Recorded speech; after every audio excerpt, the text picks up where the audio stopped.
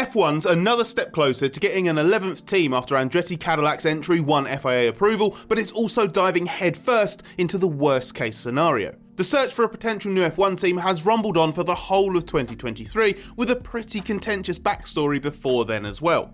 Andretti's been chosen as the only successful bid put forward by the FIA to the final stage of the application process, which is to have commercial discussions with F1 itself.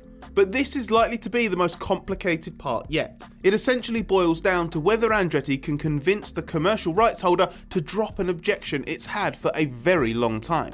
The message has stayed the same: show us that you will grow the championship commercially and give F1 more than you'll take away by turning 10 slices of the revenue shared among the teams into 11 slices.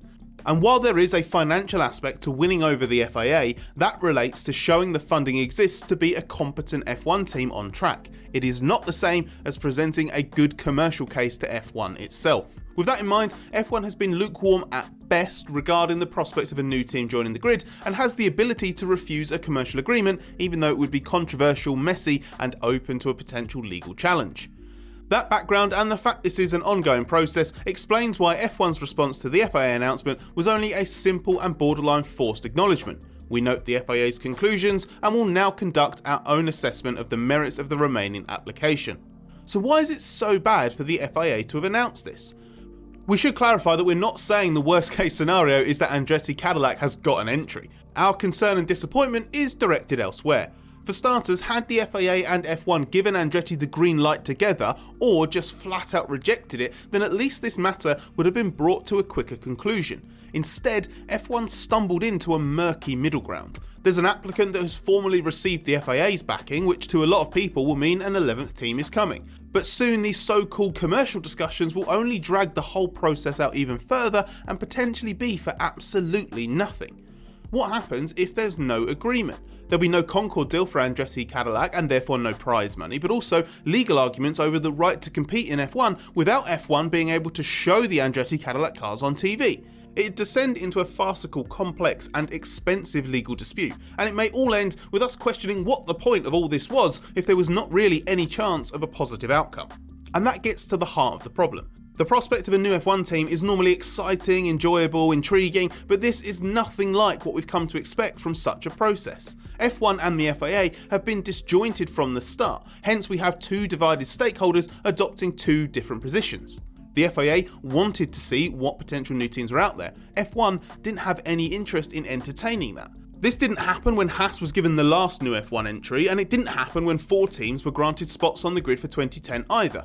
When the process began, it's because everybody felt that a new team was a good idea, and when the teams were approved, they were approved. They knew, we knew, everyone knew. This time, only one team from a shortlist of 4 vetted candidates has been recommended for the next phase of a process that is likely to take several months to resolve, against a backdrop of a year or more of senior F1 figures and pretty much every single competing team, making it pretty clear that they don't see much point in expanding the grid. There's no doubt the rhetoric around this issue has confused matters. Anyone left thinking that FIA approval is all that Andretti needed will believe F1's getting an 11th team and could be in for a nasty shock in a few months' time. Some think F1 just needs to tick a few boxes now as if it's a formality.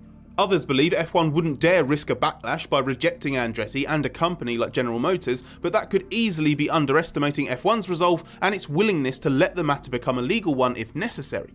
Beyond the arguments for or against the 11th team, which we'll cover shortly, it is plainly regrettable and pretty stupid for this situation to have arisen and for such uncertainty to exist.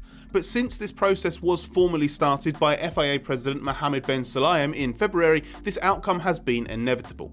It came with a clear risk that the FIA would give a team the green light, then F1 would reject it on commercial grounds. But once the ball was set rolling, stopping it was never an option. The FIA had to judge applicants by the established criteria and therefore accept or recommend any that fit the bill, even though it knew F1 was dead against the idea. So a collision course was set, and this is where it's led. It's already a small triumph for Andretti to have got this far as the only candidate that the FIA felt complied with its stringent entry criteria. The application process has been split into 3 broad phases. The first is the initial call for expressions of interest, which the FIA says attracted numerous inquiries. This long list was whittled down to 4 applicants that progressed to the second phase. That assessed all the applicants on their sporting and technical ability, their ability to raise and maintain sufficient funding to allow participation at a competitive level, and their experience in human resources, among other factors.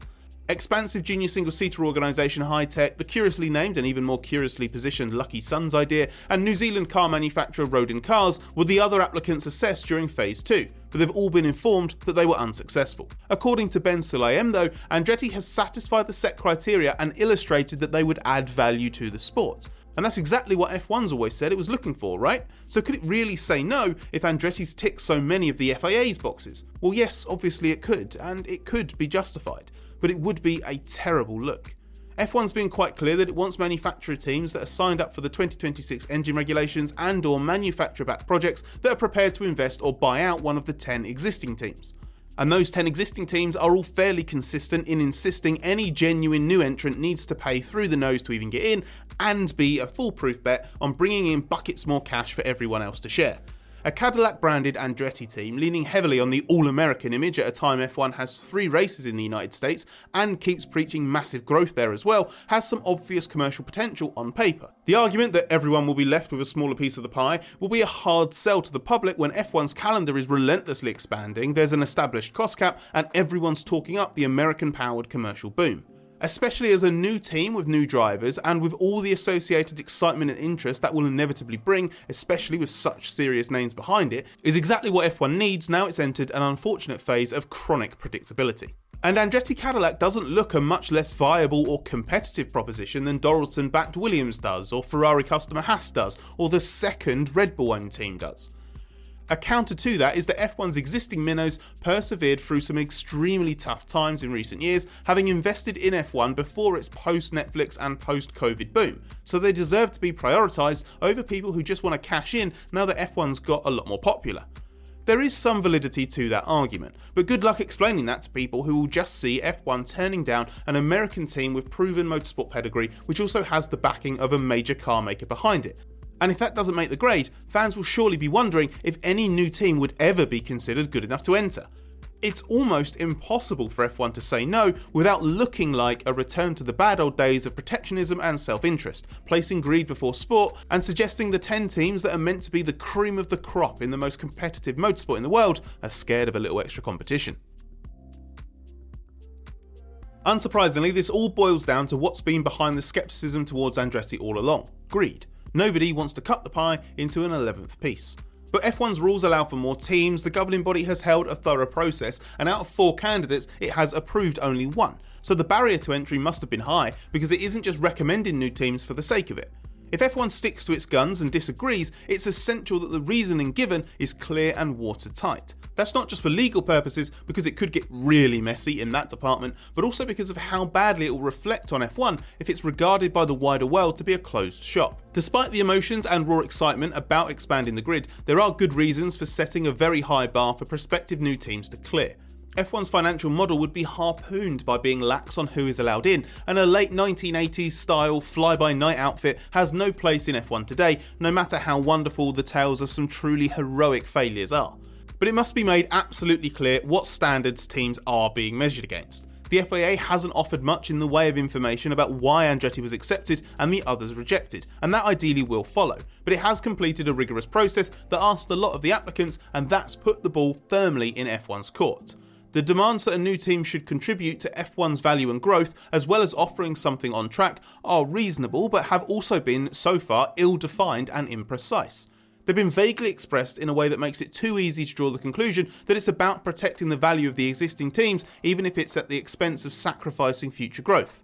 F1 can't get away with that now the world is watching. Simply concluding that Andretti won't add value to F1 and stating that isn't enough. F1 needs to lay out how those criteria were created and measured against. If that's not done, it will be interpreted as shutting the door on potential growth out of short-term self-interest. And there's more than just fan blowback at stake where that is concerned. It's obvious that some people in F1, rightly or wrongly, don't believe this is really a proper General Motors-backed works team. But to all intents and purposes, to the outside world, it looks like one, and how GM is treated will be seen as a test case for how all car companies would be. They won't take kindly if they feel that they are being forced to stump up $1 billion or more to buy an existing team. And if the process is perceived to be fixed in advance, which some could interpret it to be if the outcome matches the prevailing narrative over the last year or more, why would anyone put the time and money into pitching for an F1 slot in the future? F1 has the right to say yes or no to Andretti, but it has to consider the wider implications of what conclusion it draws and how it presents it. That's why Andretti's not just looking at the final phase of the application process and why F1's not just going through the motions to resolve it.